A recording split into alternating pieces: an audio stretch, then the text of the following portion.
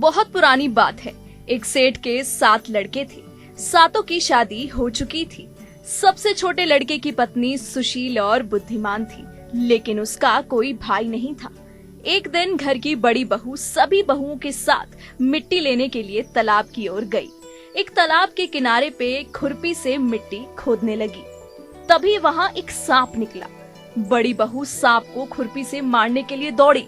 ये देखकर छोटी बहू ने कहा, दीदी, इसने हमारा क्या बिगाड़ा है? इस बेचारे निरपराध को मत मारो, इसे छोड़ दो। छोटी बहू की बात सुनकर बड़ी बहू ने सांप को जिंदा छोड़ दिया। सांप एक तरफ जाकर बैठ गया और छोटी बहू सांप से बोली, सांप भैया, हम घर की ओर जा रहे हैं, अभी लौट कर आएंगे, तुम यहीं रुकना, कहीं जाना मत। ये कहकर सारी बहुएं घर की ओर लौट आईं। घर आकर छोटी बहू कामकाज में लग गई और भूल गई कि उसने सांप को रुकने और इंतजार करने के लिए कहा है। अगले दिन काम करते समय अचानक उसे याद आया कि उसने सांप को रुकने के लिए कहा था। वो फौरन तालाब की ओर गई और वहां जाकर देखा तो सांप वहीं बैठा उसका इंतजार कर रहा था। छोटी बहू सांप से बोली, मुझे क्षमा करना भैया, मुझसे भूल हो गई। भैया कहा है तो छोड़ देता हूँ, वरना मुझे बहुत गुस्सा आ रहा था। चल, आज से तुम मेरी बहन हो, तुम्हारी जो इच्छा हो मांग लो। भैया, मेरा कोई भाई नहीं था, आज मुझे भाई मिल गया, मुझे कुछ नहीं चाहिए। दोनों के बीच में भाई बहन का रिश्ता बन गया। छोटी बहू घर लौट आई। कुछ दिन बाद वो सांप मनुष्य का रूप लेकर अपनी बहन के घर आया और छोटी बहू के घर वालों से बोला, मैं आपके घर की छोटी बहू का दूर के रिश्ते का भाई हूँ, उसे घर ले जाने के लिए आया हूँ, मेरी बहन को मेरे साथ भेज दो। घर वालों ने छोटी बहू को उस नौजवान के साथ भेज दिया। रास्ते में उस नौजवान ने छोटी बहू को बताया कि वो दूर का रिश्तेदार नहीं बल्कि वही सांप है और वो अपने असली रूप में भी आ गया। सांप छोटी बहू को अपने घर ले गई। सांप के घर पहुंचकर छोटी बहू वहां के ठाट बाट देखकर हैरान रह गई। एक दिन सांप की माँ ने कहा, मैं किसी काम से बाहर जा रही हूँ, शाम तक लौटूंगी, तुम अपने भाई को दूध पिला देना। सांप की माँ घर से बाहर चली गई। छोटी बहू ने माँ के कहे अनुसार सांप को दूध दिया, लेकिन वो ये भूल गई कि सांप को गर्म दूध नहीं देना है। दूध गर्म था, जिसे पीते ही सांप का गला जल गया। जब ये बात सांप की माँ को पता चली तो उसे बहुत गुस्सा आया, लेकिन सांप ने किसी तरह माँ का गुस्सा शांत किया। छोटी बहू को सांप के घर में रहते हुए काफी दिन हो चले थे, तो सांप की माँ ने कहा कि अब आप बहन को उसके घर वापस छोड़ आओ। तब सांप और उसके पिता ने उसे बहुत सा सोना, चांदी, जवाहरात और कपड़े देकर उसके घर पहुंचा दिया। छोटी बहू की ससुराल में जब बड़ी बहू ने इतना सारा धन देखा तो वो छोटी बहू से ईर्ष्या से बोली, तुम्हारा भाई तो बड़ा धनवान है, तुम्हें तो मायके से और धन लाना चाहिए था। सांप ने जब ये सुना तो उसने और धन ला कर दिया।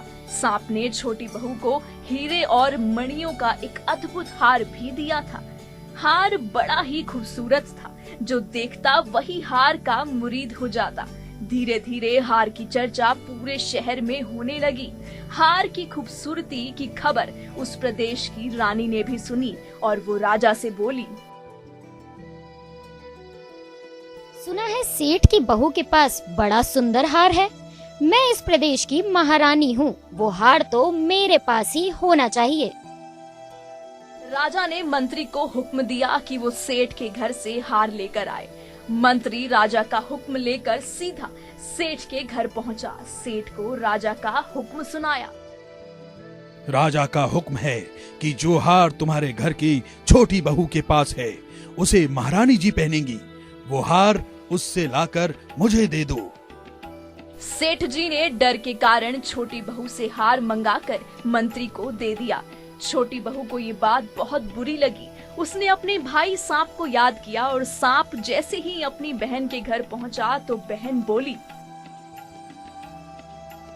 भैया, रानी ने मेरा हार छीन लिया है। तुम कुछ ऐसा करो कि जब वो हार उसके गले में रहे तब तक के लिए वो एक सर्प यानी सांप बन जाए, और जब वो मुझे लौटा दे तब हीरो और मणियों का हो जाए। सांप ने ठीक वैसा ही किया।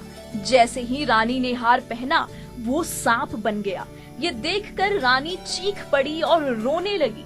इसकी जानकारी राजा को भी लगी।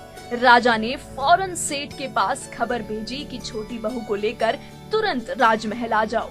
सेठ जी डरते हुए छोटी बहू को साथ लेकर राजमहल पहुँचे।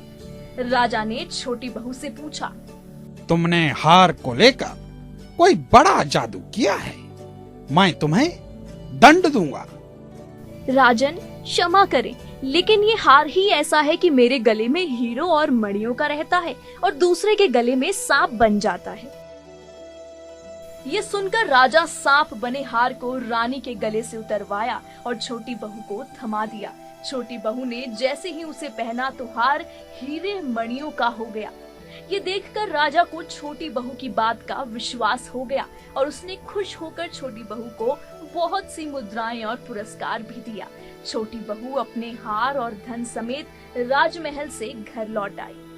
छोटी बहू के धन को देखकर घर की बड़ी बहू ने ईर्ष्या के कारण उसके पति से कहा, देवर जी, तुम्हारी पत्नी के पास न जाने कहां से इतना धन आया है।